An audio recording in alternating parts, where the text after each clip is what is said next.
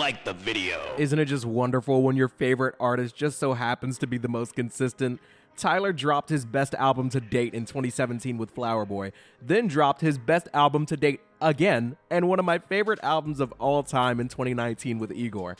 He would then drop the Grammy Award-winning Call Me If You Get Lost in 2021. The bar is set dumb high, okay?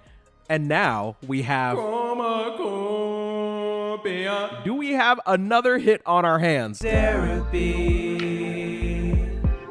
So today we're going to be doing something a little bit different. Normally when I'm breaking down songs or going through albums, I'm playing all of the music. Today I'm just going to play little clips from my favorite parts of each song, and I'm going to talk about every single song in depth because there's so much to say about all of them, and we're going to run through the entire track list. If you have not listened to the album yet, I'm going to talk about almost every aspect of it, so just get ready for a yap sesh, a glaze sesh. Here we go. I'm just gonna say it. I've listened to all of Tyler's albums. Saint Chroma is the best opener. Igor is one of my favorite albums ever, but sometimes, I'm gonna be honest with you, don't kill me for it, I do skip Igor's theme. I will never skip this. If you have been listening to the channel for a while, I love singing. I was best male vocalist in 8th grade. Wow! But I am telling you, you could not pay me to not join in on that. I sing along to that joint every single time. I also love how the album begins with Tyler's mom saying the light isn't on you, it's in you. His mom is all throughout the album. Tyler was raised by her without his father being around at all. She's a huge influence on him. We'll talk more about the father thing later for sure. And I think her contribution to the album is essential. The marching and the chanting on its own will make you want to buy a tour ticket because you know that's probably how each show is going to begin on the Chromakopia tour. It just truly hypes you up for the rest of the tracks to come. And speaking of the rest of the tracks to come, like the transitions between the first couple songs and throughout the album are so seamless. Like when I start the album, I feel like inclined. I am so upset when something comes up and I'm not able to listen to it all the way through because it's like these songs really don't work without one another, but I'm getting ahead of myself.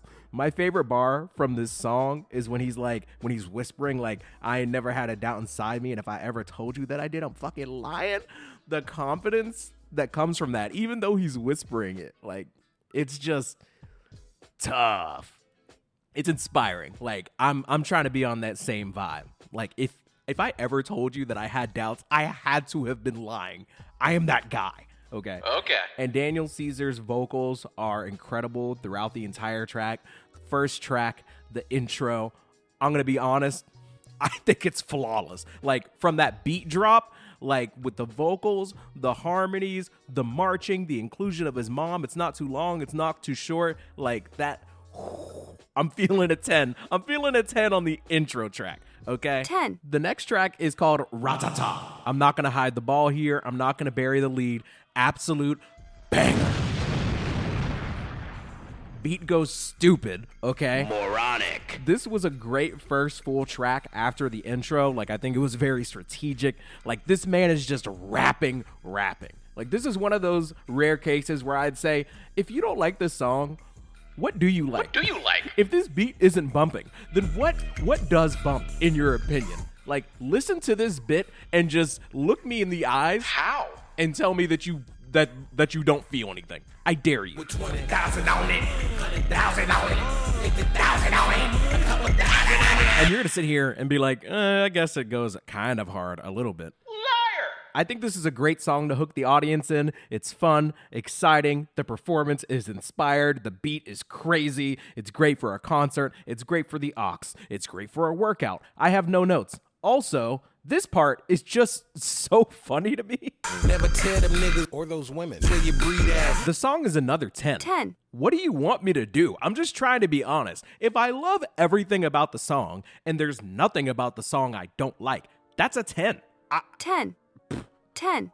Also, last thing at the end of the song, he says he's the biggest out the city after Kenny. That's a fact now. Obviously referring to Kendrick Lamar.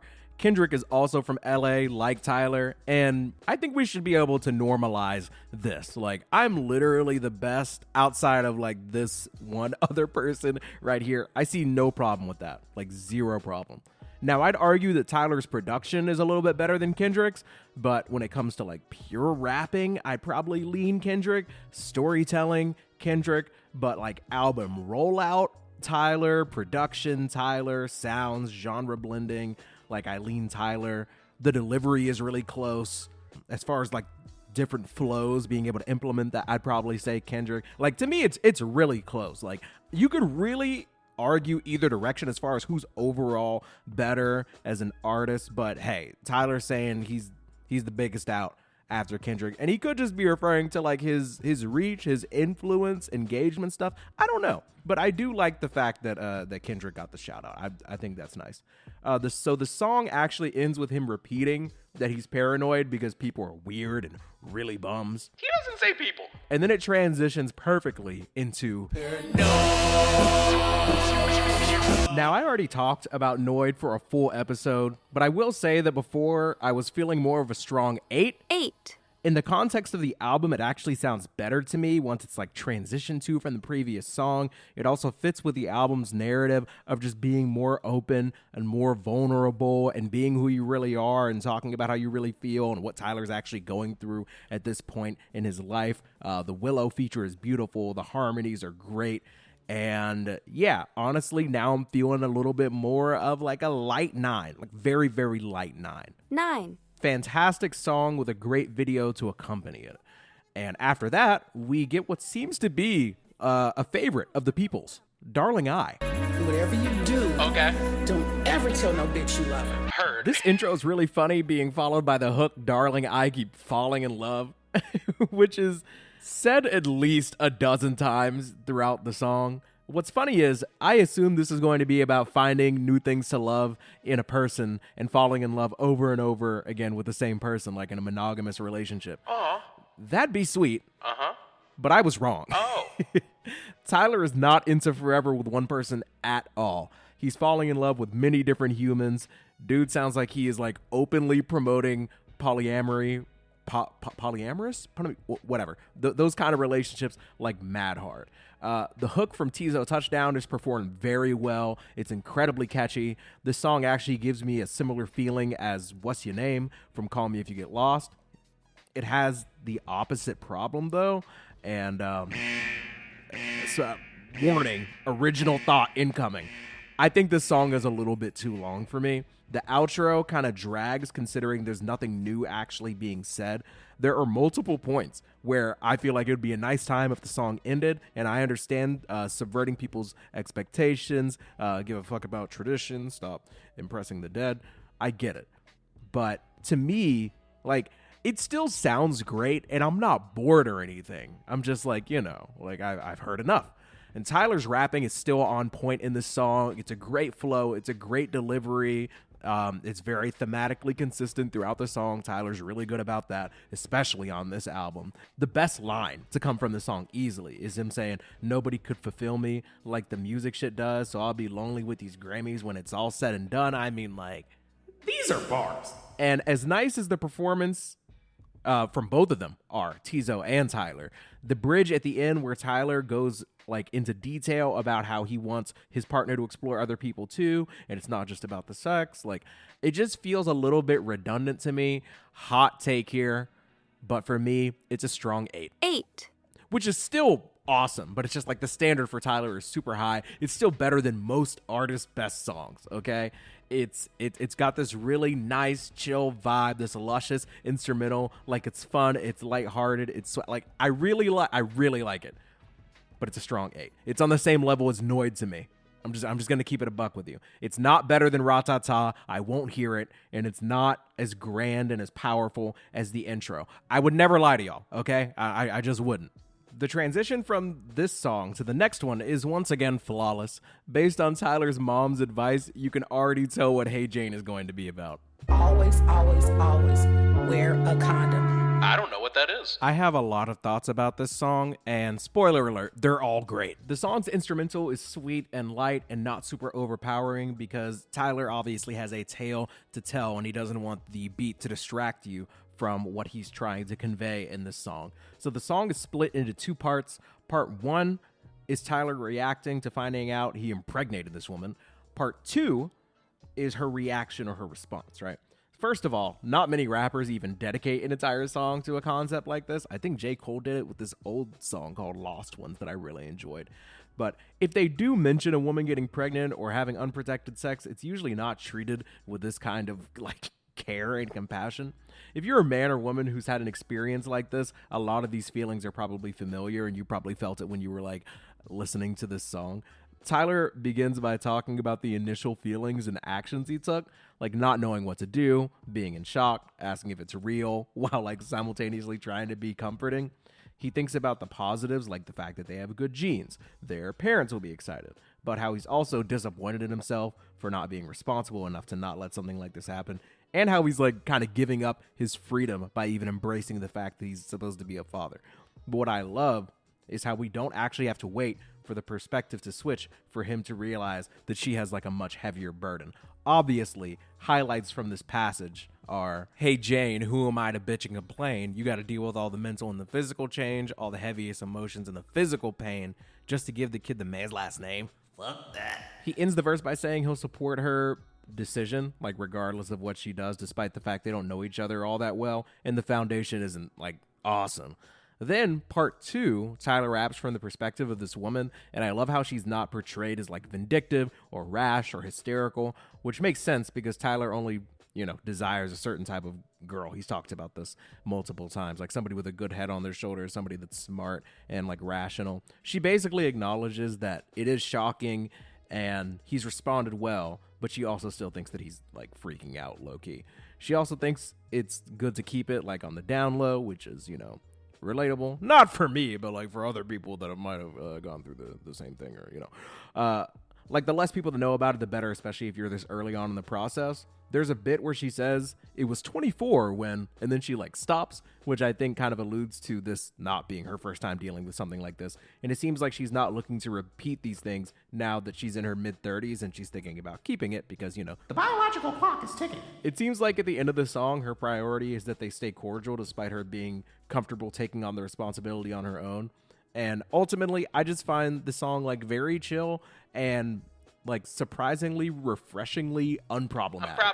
The instrumental is light, so you can focus on the story, but I will say that like the lack of progression in the beat kind of surprised me a bit. Like I thought in the second half of the song or the second half of the second part of the song, something would change, something would switch up. That never happened. I will say it doesn't have the same replay value because of the themes of the song, but the execution overall is great for a sensitive topic that's treated with like a lot of care, which is definitely new for Tyler the Creator if you compare it to things earlier on in his career. I'm gonna have to say it's a strong 8 because it does what it's supposed to do, but nothing more. Not a low light, but the bar is just set really high. Editor Derek here, quick break in the action. Dude. What? Stretch, all right? Fix your posture. Oh, okay. Also, if you got that text and you're like, I'll get to it when I get to it, text him back. It might be important. You never know. Also, take this time. If you got a partner, loved one, somebody you care about, hit him up with that A. Just thinking about you. That's sweet. Care about you. Appreciate you. On me. That's free. You can do that at any time. It's the foundation of a successful relationship. Doing the little things. That's free. Also, if you made it this far, man, Like the video. that's all. Next song is called I killed you?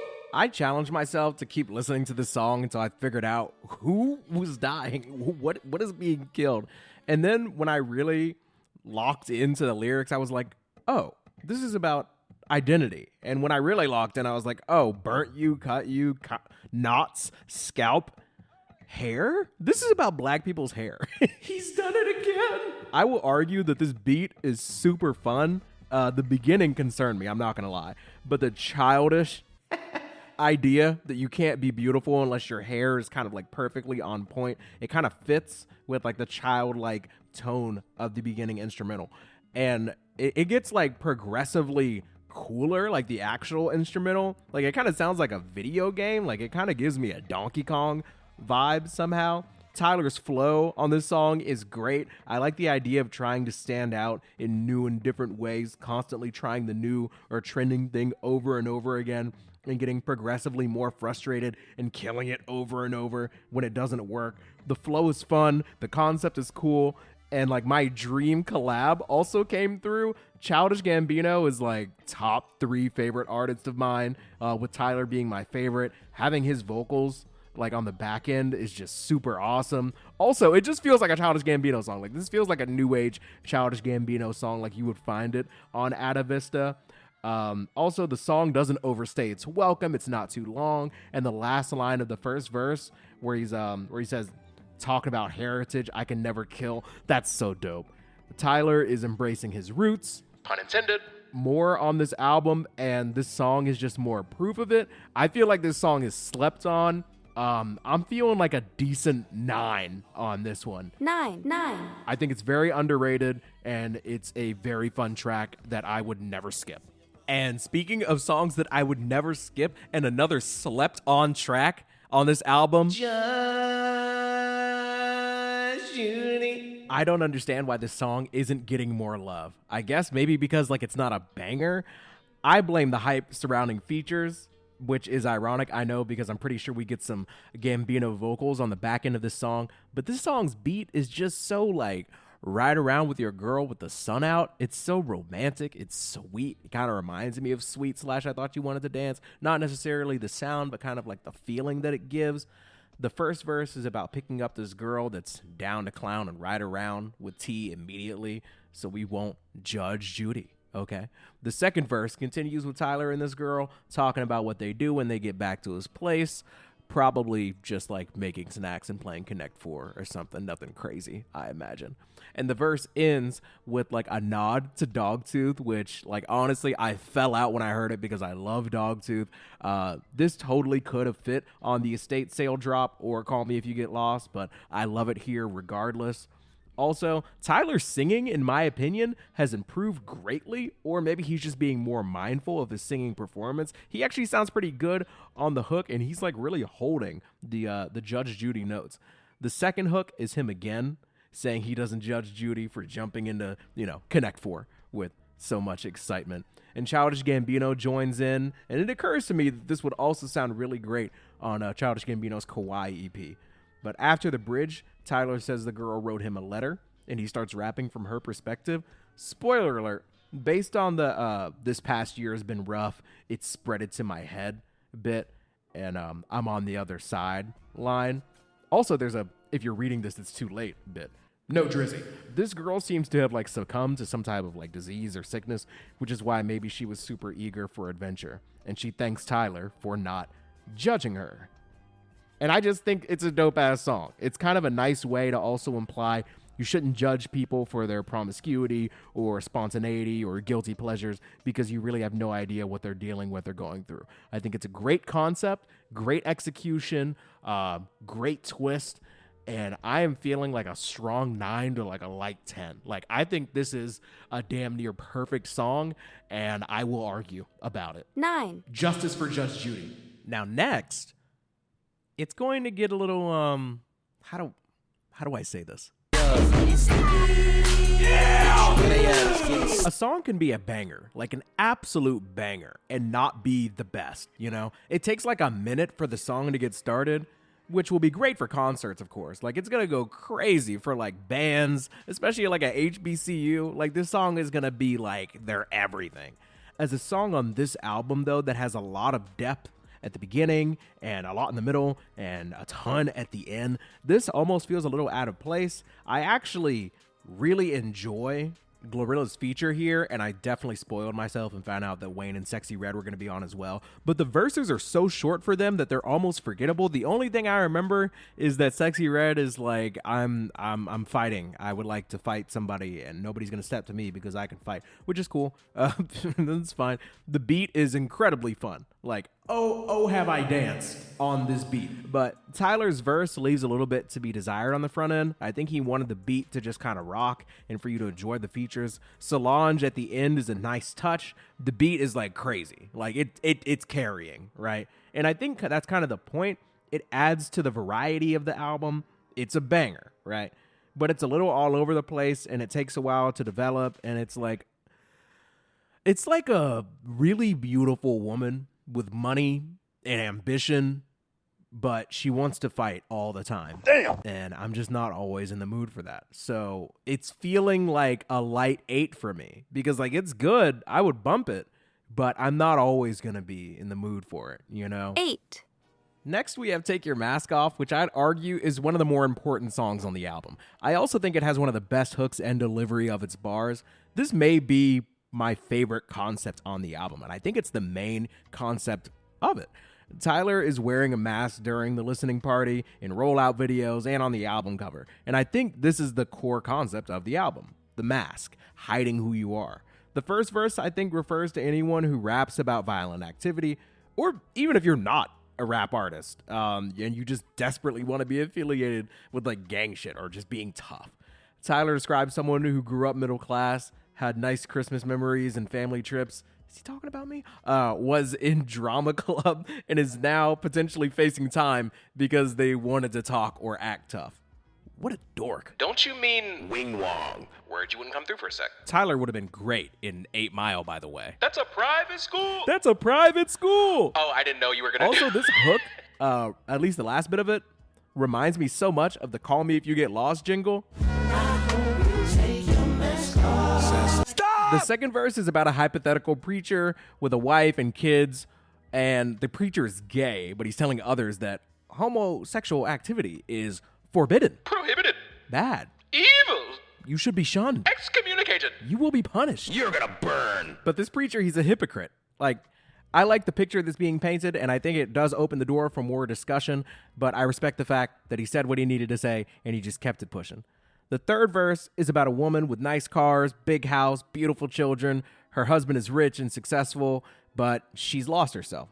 She gets no alone time, she has no peace, and she just needs to find herself as well. Her mask is other people's assumption that she's happy based on the things that she has. The preacher's mask is his religion, despite his inner feelings. And the first verse, the mask is being tough, being gangster. These are great verses. It's a great message. It's a great hook. It's a fun sound. It's relatable. It's replayable. There's even some stuff in here for those of you who despise Drake and Kanye and want to make this about rap beef. The song's a 10.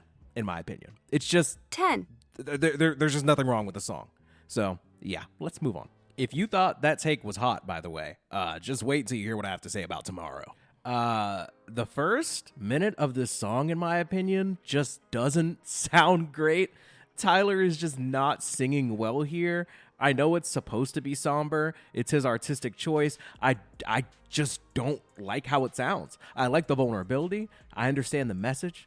It bums me out, and I know that it's supposed to, and it's not that I don't appreciate it. It's just not the best listen to me. Even the rapping, like the rapping is good. Obviously, he knows what he's doing. It's very on the nose. It's straightforward, but like I can't help but like kind of giggle at the will I flip the switch and finally settle down, or go the other way and keep my panties down? Okay. All right. I mean, it's not funny. Like, the idea of transitioning isn't funny. It's just like kind of tossing that in here amongst these other topics, and the way in which it's conveyed just seems kind of silly to me. I'm feeling a strong 6 to a light 7. 6. I think this could have been cut. Like, if this wasn't on the album, I wouldn't be like, I feel like I'm missing something, you know? Like, I'm just not a huge fan of it. Like, I don't need it. I get it. You're getting older. Mama wants a grandchild. People around you are settling down and you're not. I get it, but like, next, you know? Damn. Thank God for Thought I Was Dead, though. Probably my favorite instrumental for the album, and something that would go so hard live. Energy is comparable to Sticky, but the features are better. When the snippet dropped, actually, people were like, you know who would sound good on this? Kendrick? Well, yeah, I mean, Kendrick. But Schoolboy Q. And I love that he actually turned up on here. And I also love when two dudes are rapping on a track and the energy fits so well, you're like, damn, I don't know who's going harder, but the whole song just bangs. Tyler dropped some of my favorite bars on this track. He says he's a troll and he's silly. He says your goat's one trick and he's Billy. Dude, that's awesome. The horns in this song are so fun. The performance is great. The beat is great. The bars are great. The feature's great. It's a smash. I'm looking for something wrong, but it's not 5 a.m. It's not 10 p.m. So I'm not hating. Like, what's great is great. I am feeling a solid 10 on this song. I run this back over and over again. It might be my favorite so far. 10. Oh, and he dissed Ian, which we love. We love that. Next, we have Like Him, and this song is heavy, and it's beautiful. It's very Mr. Morale in its vulnerability. It begins with Tyler's mom saying how Tyler is just like his father, and Tyler sings very meek and childlike. The chorus, he's singing, "Mama, I'm chasing a ghost. I don't know who he is. I don't know where he is." Dude, that is so sad. Like, it really gets you there. It makes me kind of emotional. And, like, I know my dad, man. Like, I talk to that guy all the time. Like, he's great. But it made me try to imagine life without him and what that would feel like. And I can't. I can't imagine not having my dad or never having my dad. And that is, I think that really says something, you know. Tyler, in the second verse, talks about how his mother took care of him, and she took that responsibility on herself, and how he appreciates her, but he's still missing this thing that he never had. And it's hard to explain the impact of the instrumental without, like, playing the song, but you'll just have to take my word for it. It swells greater and greater throughout the song. There are more and more sounds being added, and it's just like a beautiful ballad. It kind of reminds me of Are We Still Friends at the end of Igor for how raw it is. I love the song for what it is. The production is immaculate. Oh, and that one-word feature from Baby Keem, chef's kiss. I mean, the outro is pretty touching as well, with Tyler's mom, like, apologizing and taking responsibility. She also says that Tyler's father is a good guy, and he has always wanted to be a father to Tyler, which I don't know if that makes a ton of sense to me, because why does this song exist? Why does the song Answer exist? But whatever. I mean, I don't really understand that, but I don't know. The song is lovely. It's a solid 9. 9. Will I ever crave the song? Like, hearing it on any given day? Like, do I have a playlist to add it to? Not really. It's not really made for me. It's more for Tyler and maybe for some of you that might have experienced something similar. So yeah, let me know how that song hit you. Because for me, it hit in a way of, like, I can't imagine not having this. I imagine for some of you, you were like, damn, he just like me for real. But yeah, great song. I don't know why it is followed by Day One Balloon Hater right here. Give me my ticket. I am first in. Goofy ass beat, doesn't fit in the track list at all. Right between Like Him and the last track is insane. Don't stop. That shit is annoying. It's always been annoying to me, except for on that Pop That song, I think, back in the day with, like, French Montana and Rick Ross. I like that song. The sample here is not good. I don't think this song should be on the album. I don't think it should have made the cut. I'm not saying it's not, like, a fun song. Like, if this was a single that had nothing to do with the album, it'd be fine. But to me, it, like, ruins the momentum. I have very strong, very positive feelings towards the record overall. I just said a record. This guy thinks he's Anthony Fantano. Balloon is, like, almost single-handedly keeping this from being what the kids would call a classic. I'm sorry. I just don't like it here. I'm honestly feeling like a 5 on it. Like, what are you doing? 5. Am I the only one that feels this way? Please, somebody let me know, because I just feel like I feel like a clown's about to pop out. I feel like it's a surprise birthday party. I feel like this should be playing at a bounce house. This Chuck E. Cheese ass music. I'm not here for it. I'm just not.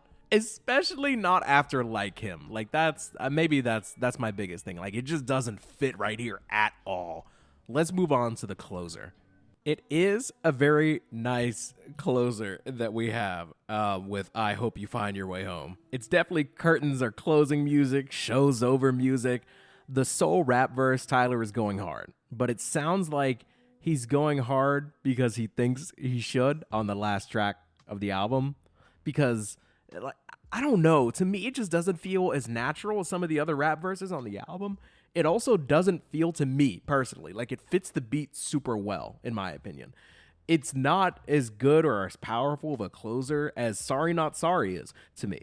I know the album started with and featured his mom, so I knew that she would end it, and it's sweet, but coming off these bars about being washed up like dishes or spending $4 million on a car and always ride it like other people riding his wave because you're a sailor, it doesn't feel as grand as I would like. Like Safari sounds very like celebratory and monumental.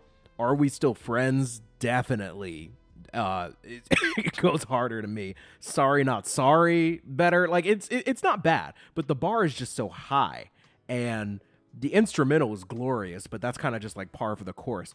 Tyler's my favorite artist, so I have to be honest. I was feeling a lot more confident early on in the album that this would be very, very like up in the high nines, maybe even like close to a perfect album. But like I struggle to even say those words because we're not there. We're just not. Between Sticky, which is a hype song, don't get me wrong. Like I love having random bangers thrown in because I love Juggernaut. But between Sticky, Tomorrow, and Balloon, which the more I think about it, the more I hate that it comes after Like Him, and this outro, which is very good, but it's just not bringing it home like some of his other albums. I'm feeling the strongest of 8s to a light 9 on the album as a whole. Strong 8 to light 9, something like that. I'm leaning more 8.9 if I had to go really specific. 8, 9. Do I think it can win a Grammy? Yeah, it's a phenomenal album. I think the production is extremely ambitious. Is it better than Igor? In my opinion, I have listened to this album probably a dozen times since it's been released, so I know well enough to know if I really love it or not. It's not sticking with me in that way. It's great, but it's not there, in my opinion. Is it better than Flower Boy? I would say by a little bit, because, like I mentioned earlier, the production is just on a different level.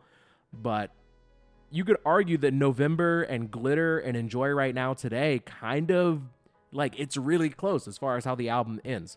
But as far as Chromakopia goes, altogether, I love the album. I love Tyler. I'm so grateful that he's putting out this consistent quality work that he is. He deserves all the praise.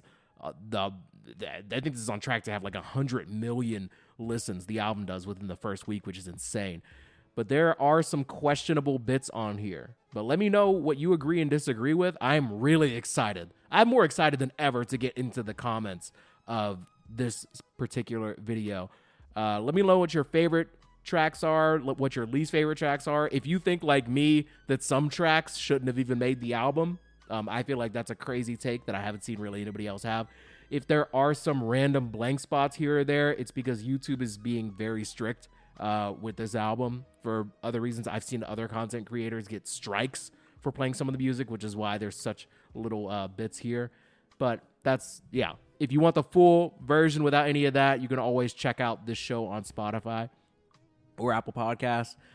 Like the video if you are 33 minutes into it, and consider supporting the show for $1 by becoming a member, or join our $5 membership tier and become a certified therapist to get a shout out like this. Shout out to Blue Clips SA. They actually made the custom loyalty badges for this channel.